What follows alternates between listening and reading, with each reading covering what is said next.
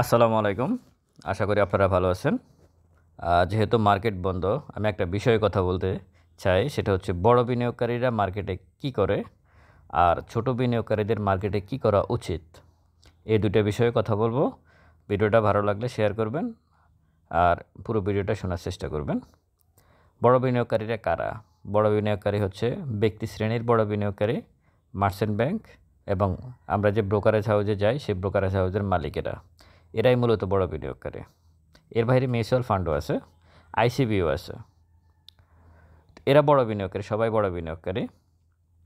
তো বড় বিনিয়োগকারী সবাই, আমি সবার কথা বলতেছি না, এখানে বড় বিনিয়োগকারীদের মধ্যে অনেকে ভালো আছে, কিন্তু বেশিরভাগ বিনিয়োগকারীরা যাই করে বড় বিনিয়োগকারী, আমি সে বিষয়ে কথা বলবো।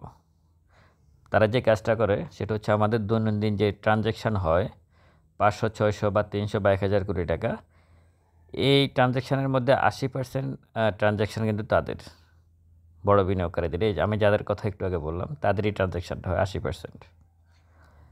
ইন্ডেক্স আসলে ওয়ার্কিং ডেজে ইন্ডেক্সটা কি নেগেটিভ থাকবে না পজিটিভ থাকবে এটাও তারা ঠিক করে।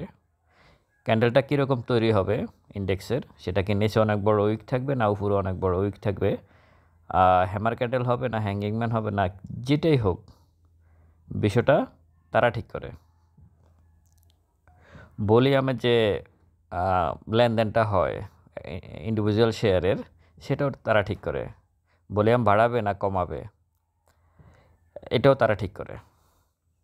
প্রাইস অ্যাকশন যেটা সেটাও তারা ঠিক করে। একটা শেয়ার কি হল্টেড থাকবে ডানে না বামে এটাও তারা ঠিক করে। এবং এটা ইন্ডিভিজুয়াল একজন বড় বিনিয়োগকারী কিন্তু করে না, সবাই মিলে একটা গ্রুপ হয়ে তারপর করে। এটা আপনারা খুব ভালো করে বুঝবেন। মানে যেটাকে আমরা বাংলা ভাষায়, মানে আমাদের ভাষায় সিন্ডিকেট বলি। এই সিন্ডিকেটটা যে শুধু আপনি চিনির বাজারে, আলুর বাজারে বা পটলের বাজারে, শাকসবজির বাজারে, চালের বাজারে দেখতেছেন তা না, পুঁজিবাজারেও এটা আছে। এই সিন্ডিকেটটা সব জায়গায় আছে। এরাই মূলত ক্যান্ডেল তৈরি করে, প্রাইস অ্যাকশন তৈরি করে, ভলিউম তৈরি করে, সমস্ত কিছু তারাই তৈরি করে। তাহলে আমি অথবা আমার কথা যারা শুনতেছেন, আমরা কি তৈরি করি? একদিনের মার্কেটে আমাদের কি কোনো অবদান আছে? যেমন আগামীকালকে তো মার্কেট শুরু হবে রবিবার। তা আগামীকালকের মার্কেটে কি আমাদের কোনো অবদান আছে কি না? আমরা কি কিছু করতে পারি কিনা? না, আমরা কিছুই করতে পারি না একটা মার্কেটে। আমরা না ক্যান্ডেল তৈরি করতে পারি, না ভলিউম তৈরি করতে পারি। ক্যান্ডেল কি প্লাস থাকবে না মাইনাস থাকবে, ইন্ডেক্স কি প্লাস থাকবে না মাইনাস থাকবে, এটাও আমরা তৈরি করতে পারি না। প্রাইস অ্যাকশন, একটা শেয়ারের প্রাইস আমরা বাড়াতেও পারবো না, একটা শেয়ারের প্রাইস আমরা কমাতেও পারবো না, আমরা কিছুই করতে পারবো না। এটা হচ্ছে বাস্তবতা। এখন এটার থেকে আমরা কিভাবে বাঁচব, এটাই তো হচ্ছে মূল বিষয়।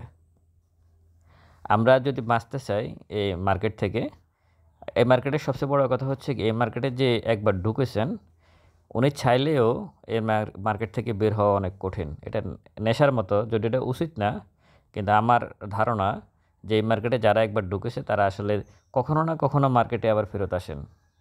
হয়তো অনেক লস করে চলে যান, তারপর আবার ফেরত আসেন, বের হতে পারেন না আর। মানে ব্রেনের মধ্যে থাকে যে আমি এখানে আসবই। এটা হচ্ছে মূল বিষয় আমাদের। তো যাই হোক, এখন এই যে আপনি আসাটা অপরাধ না, আপনি পুঁজিবাজারে আসাটা অপরাধ না, অবশ্যই আসবেন। কিন্তু কথা হচ্ছে যে এখান থেকে আপনি এই যে এতগুলা কথা বললাম একটু আগে, এখানে আপনার কোনো অবদান নাই, কিন্তু আপনি আসতেছেন পুঁজিবাজারে লস করে চলে যাচ্ছেন। এই যে লসটা যাতে না করতে হয় সে বিষয়ে কথা বলতে চাচ্ছি। এখন ছোট বিনিয়োগকারীদের কি করা উচিত? বড় বিনিয়োগকারীরা তো এই কাজগুলো করে, এখন ছোট বিনিয়োগকারী এর এগেনস্টে গিয়ে কী করবে? আচ্ছা, এর ভিতরে সর্বপ্রথম আপনারা ছোট বিনিয়োগকারী আমরা যারা আছে, আমাদের প্রথম দেখতে হবে কোম্পানিকে। আমরা প্রাইস অ্যাকশন দেখব না, ভলিউম দেখব না, আমরা দেখব একটা কোম্পানির ইপিএস কেমন, নেট অপারেটিং ক্যাশ ফ্লো কেমন, তার ডিভিডেন্ড কী আছে, তার শেয়ারের প্রাইস কী আছে, তার পিই কত আছে, তার ফান্ডামেন্টাল ব্যাকগ্রাউন্ডটা কেমন, তার রিজার্ভ আছে কি না, ফেড অফ ক্যাপিটাল কেমন, অথরাইজ ক্যাপিটাল কেমন, এই বিষয়গুলো আমরা চেক করব প্রথমে। চেক করার পরে প্রত্যেকটা শেয়ারেই বছরের কোনো না কোনো সময় 2-3 বার ফ্লে করে, সেটা ফান্ডামেন্টাল হোক আর নন ফান্ডামেন্টাল হোক।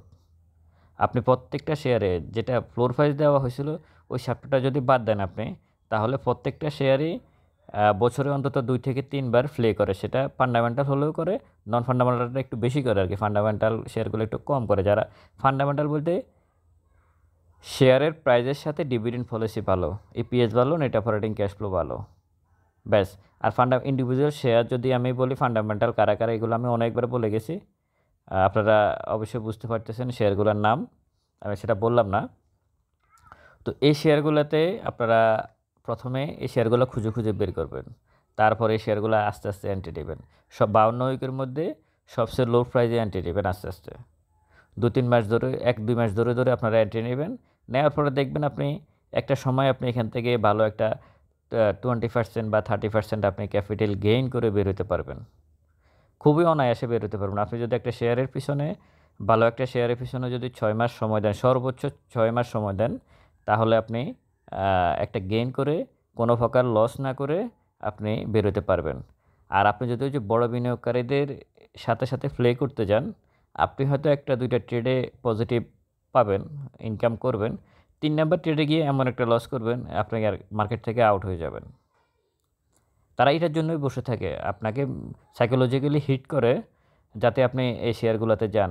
মানে লো ফেড অফ শেয়ারগুলো খুব বেশি মানে অ্যাগ্রেসিভ মোডে চলে যায় খুব দ্রুত। তো ওগুলাতে সাধারণ আমরা যারা আছি আমরা খুব দ্রুত ঢুকে যাওয়ার চেষ্টা করি, তারপর দিন শেষে হতাশ হয়ে বের হয়ে আসতে হয়। ক্যাপিটাল গেইনটা হচ্ছে একটা খেলার মতো, এটা খেলা। ক্যাপিটাল গেইনটা মূলত খেলা, কিন্তু আমরা খেলাতে অংশগ্রহণ আপনি করবেন, প্রত্যেকটা শেয়ারে স্মার্ট মানি আছে। ক্যাপিটাল গেইনে আপনি এই খেলায় অংশগ্রহণ করবেন সেটা ঠিক আছে, কিন্তু আপনি ফান্ডামেন্টাল চেক করে ঢুকবেন যদি আপনি আটকে যান, যাতে আপনি বের হইতে পারেন। আপনার ব্রেনে সবসময় এটা রাখবেন যে আপনি একটা শেয়ার কিনলে আপনি আটকে যাওয়ার সম্ভাবনা আছে 80%, আর বের হওয়ার সম্ভাবনা হচ্ছে, প্রফিটে বের হওয়ার সম্ভাবনা হচ্ছে 20%। মাইন্ডে সর্বপ্রথম এটা ঢুকাবেন যে আমি এই শেয়ারটা কিনতেছি, এখানে আমি আটকে যাওয়ার সম্ভাবনা আছে 80%, আমি এখানে আটকে যাব, এই চিন্তা নিয়ে মার্কেটে ঢুকবেন, যাতে আটকে গেলে আপনি বের হইতে পারেন। এটা আপনাকে এই পথ খোলা রাখতে হবে। আর এই পথ খোলার জন্য আপনাকে ডিভিডেন্ড, অনেক ভালো ডিভিডেন্ড দেয়। শেয়ারটার প্রাইস এখন পড়ে আছে, দেখা গেছে শেয়ারের প্রাইস 10 টাকা, আপনার সে 10% ক্যাশ ডিভিডেন্ড দিচ্ছে। ওই 10 টাকা শেয়ার 10% ক্যাশ ডিভিডেন্ড দিয়ে কোনো দিনই শেয়ারের প্রাইসটা 10 টাকায় থাকবে না, 8 টাকা 9 টাকা থাকবে না। সে শেয়ারটার প্রাইস ঠিকই যখন তার রেকর্ড ডেট আসবে ততক্ষণে সে 12, 13, 14 টাকা 15 টাকা হয়ে যাবে। যে শেয়ারটা আপনাকে 100% আর 90% 50% ক্যাশ ডিভিডেন্ড দিচ্ছে, তার শেয়ারটার প্রাইস 30-40 টাকা থাকবে না। যখনই তার রেকর্ড ডেট চলে আসবে ততক্ষণে সেটাকে কী বলে 80-90 টাকা 70 টাকা হয়ে যাবে। মানে 30%, 40%, 20% আপনি একেবারে সর্বনিম্ন হলে আপনি 25% আপনি প্রফিট করে বের হতে পারবেন কোনো প্রকার রিস্ক ছাড়াই। আপনারা ওই বড় বিনিয়োগকারীরা যেসব শেয়ার নিয়ে প্লে করে, ওই শেয়ার আপনারা ঢোকার দরকার আছে বলে আমি মনে করি না। আপনি আপনার মতো করে ফান্ডামেন্টাল শেয়ারগুলো খুঁজে ওখানে আপনি ঢুকবেন, ছোটো বিনিয়োগকারীদের কথা আমি বলতেছি। তখনই আপনি আপনার পুঁজিটাকেও সেভ রাখতে পারবেন এবং প্রফিট করেও, ভালো একটা প্রফিট করেও বের হতে পারবেন। আপনি পুঁজিবাজারেই কিন্তু ইনকাম করার স্কোপ সবচেয়ে বেশি অন্যান্য ব্যবসার থেকে। শুধু একটু সিস্টেম মেনটেন করে যদি আপনি চলেন। আমি যদি আপনাকে বলি, আমি উদাহরণস্বরূপ যদি বলি, আপনি জুন ক্লোজিং যে শেয়ারগুলো, ভালো ভালো শেয়ারগুলো আছে, ওগুলোতে যদি আপনি আরও 3 মাস আগে এন্ট্রি নিতেন, আপনি এখন 30% প্রফিট করে বের হয়ে যেতে পারতেন। তাদের রেকর্ড ডেট এখন এই মাসে আছে, এখান থেকে আপনি বের হয়ে যেতে পারতেন।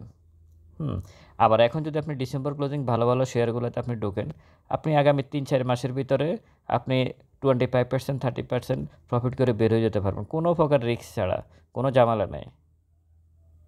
হ্যাঁ, প্রাইস এখন আপনি এমন বিষয়টা এমন না যে আপনি এখনই যে প্রাইস আছে এই প্রাইসে আপনি সবসময় কিনতে পারছেন, ব্যাপারটা এমন না। আপনি হয়তো আরও 10% লসে আছেন, কোনো সমস্যা নাই, 15% লসে আছেন, কোনো সমস্যা নাই, ঠিকই আপনি প্রফিট করে বেরোতে পারবেন মার্কেট থেকে, যদি ভালো শেয়ার হয়। তো সুতরাং যেখানে আমাদের দৈনন্দিন মানে ইন্ডেক্সে কোনো অবদান নাই, ক্যান্ডেল তৈরিতে, ভলিউম অ্যাকশানে, ইন্ডিভিজুয়াল শেয়ারের প্রাইস অ্যাকশানে, কোনো কিছুতে আমাদের অবদান নাই, আমরা যেখানে আমাদের অবদান নাই সেদিকে আমরা তাকানোর দরকার নাই। আমরা তাকাবো কোম্পানির পারফরমেন্সের দিকে। কোম্পানি কী করতেছে, একটা কোম্পানি কী করতেছে, কোম্পানি আমাকে ডিভিডেন্ড দিবে, আমি ডিভিডেন্ড বেস শেয়ারে ইনভেস্ট করব, কোম্পানির ওই প্রাইসটা একটা সময় কিন্তু তার ফান্ডামেন্টাল রিজনেই শেয়ারটার প্রাইস আপে হবে, কেউ বাড়ানোর দরকার নাই। যখনই তার রেকর্ডে আসবে সে এমনিতেই তার ফান্ডামেন্টাল গ্রাউন্ডে বাড়বে। সুতরাং যেখানে আমাদের কোনো অবদান নেই আমরা সেই দিকে তাকাবো না। তো বড় বিনিয়োগকারীরা মার্কেটে প্লে করে, আর ছোট বিনিয়োগকারীরা বেশিরভাগ ক্ষেত্রে ওই প্লেতে হাত দেয়, গিয়ে হাত পুড়ে যায়, তারপর আসলে চলে আসতে হয়, কিছু করার থাকে না।